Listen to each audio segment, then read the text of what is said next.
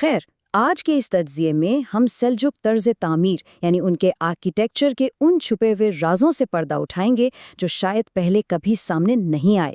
اکثر ہوتا یہ ہے نا کہ جب کسی شاندار تاریخی عمارت پر نظر پڑتی ہے تو پہلا خیال یہی آتا ہے کہ اس کی سجاوٹ بالکل ویسی ہی ہے جیسے کسی کیک پر اوپر سے خوبصورت فراسٹنگ لگا دی گئی ہو، یعنی محض ایک سطحی خوبصورتی۔ لیکن اس تجزیے کے آخر تک یہ سوچ پوری طرح بدلنے والی ہے۔ ہم دیکھیں گے کہ ان شاہکاروں کی اصلیت ہماری عام سوچ سے کتنی مختلف اور کتنی حیرت انگیز ہے۔ چلیے ایک بڑے ہی بنیادی سوال پر غور کرتے ہیں۔ کیا عمارت کی سجاوٹ واقعی صرف ایک بات کا خیال ہوتا ہے؟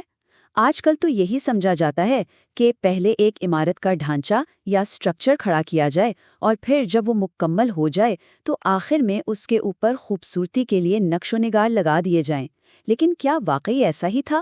خیر، آج ہم اس مفروضے کو توڑیں گے اور یہ جانیں گے کہ ان عظیم معماروں کے نزدیک یہ دونوں چیزیں بالکل الگ الگ نہیں تھیں۔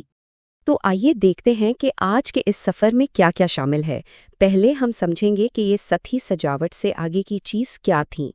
پھر ہم ابتدائی دور، درمیانی دور کے حسین پیٹرنز اور آخری دور کے مکمل اتحاد پر بات کریں گے، اور آخر میں دیکھیں گے کہ سیلجک دور کے بعد اس کا آنے والی نسلوں پر کیا اثر پڑا۔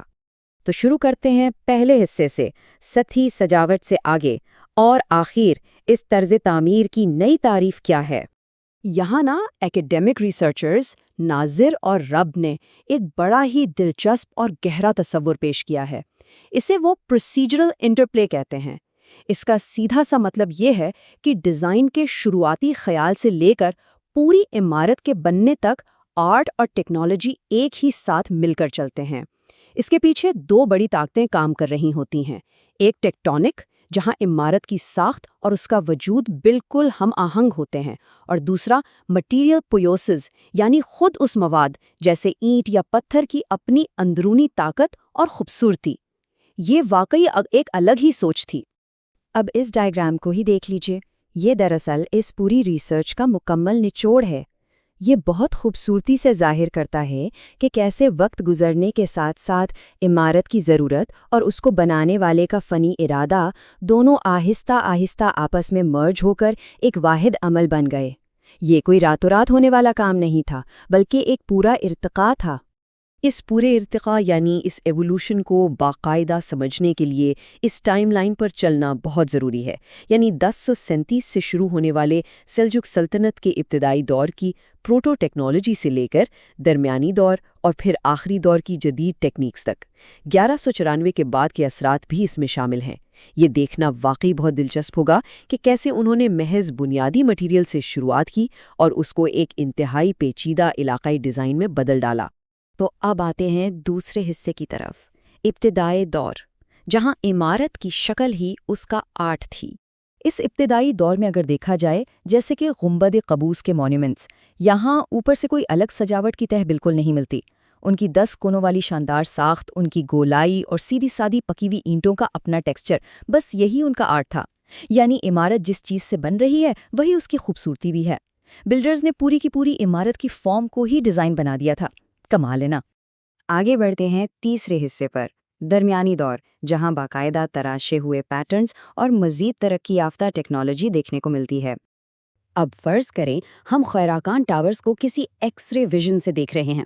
ان میں جو پیچیدہ جیومیٹرک ڈیزائنز اور جالیاں نظر آتی ہیں وہ عمارت بننے کے بعد اوپر سے نہیں چپکائی گئیں، بلکہ جب یہ ٹاورز بن رہے تھے انہی اینٹوں کو باقاعدہ تراش کر دیواروں کے اندر یہ نقش و نگار بنائے جا رہے تھے۔ مطلب کنسٹرکشن اور ڈیکوریشن دونوں ایک ہی وقت میں ایک ساتھ ہو رہے تھے۔ اور اسی دور کی ایک اور زبردست مثال ملتی ہے گنبد جابالیہ کی شکل میں، جو اس فن کو ایک قدم اور آگے لے گئی۔ یہاں 8 کونوں والے ایک مضبوط پتھر کی بنیاد پر سٹکو کے ذریعے اینٹوں والے بڑے پیچیدہ جیومیٹرک پیٹرنز بنائے گئے ہیں۔ یہ اس بات کا خلاصہ ثبوت ہے کہ اس وقت انجینئرنگ اور کاریگری کی صلاحیتیں کس تیزی سے آگے بڑھ رہی تھیں۔ تو اب ہم پہنچتے ہیں چوتھے حصے پر، آخری دور کا مکمل اتحاد اور الگ الگ علاقوں میں اس کی مختلف شکلیں۔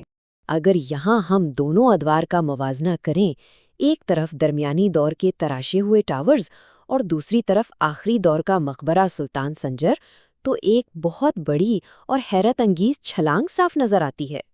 اب صرف تراشی ہوئی اینٹیں نہیں رہیں، بلکہ ہزار بف بریک ورک، چمکتی ہوئی فیروزی ٹائلز اور اندرونی پینٹنگز، ان سب کو مکمل طور پر ایک ہی سٹرکچر میں ایسے فٹ کر دیا گیا کہ اب ان کو الگ کیا ہی نہیں جا سکتا۔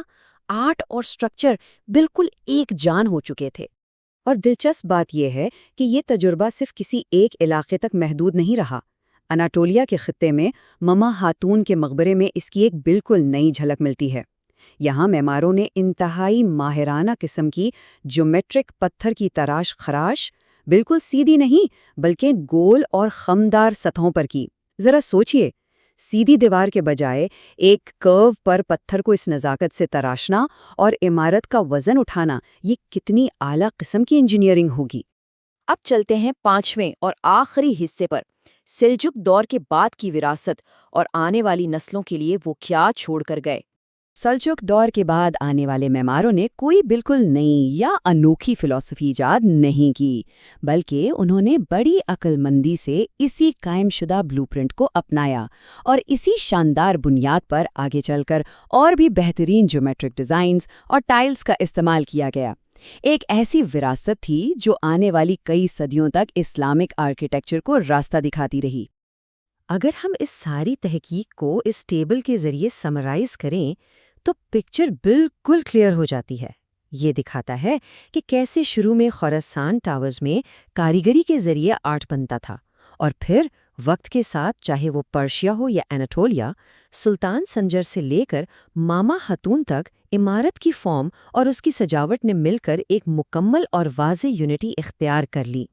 ریسرچ پیپر کا یہ واضح اقتباس دراصل اس پوری تاریخ کی روح ہے۔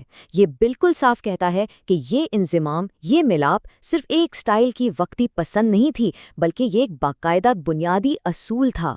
یہ اصول اس وقت کے معماروں کی سوچ کو ظاہر کرتا ہے، اور یہاں وہ ساری باتیں بالکل غلط ثابت ہو جاتی ہیں کہ سجاوٹ تو بس آخر میں لگائی جانے والی کوئی فضول سی چیز ہوتی ہے۔ ان عظیم معماروں کی اصلی ذہانت ہی یہی تھی کہ انہوں نے انجینئرنگ اور آرٹ کو کبھی دو الگ چیزیں سمجھا ہی نہیں۔ تو اس پورے تجزیے کے اختتام پر ایک بڑا ہی گہرا سوال پیدا ہوتا ہے۔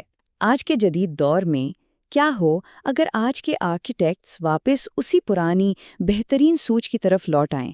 ایک ایسی سوچ جہاں آرٹ اور انجینئرنگ دو الگ الگ ڈپارٹمنٹس نہ ہوں بلکہ ایک دوسرے کے ساتھ شروع دن سے جڑے ہوئے ہوں۔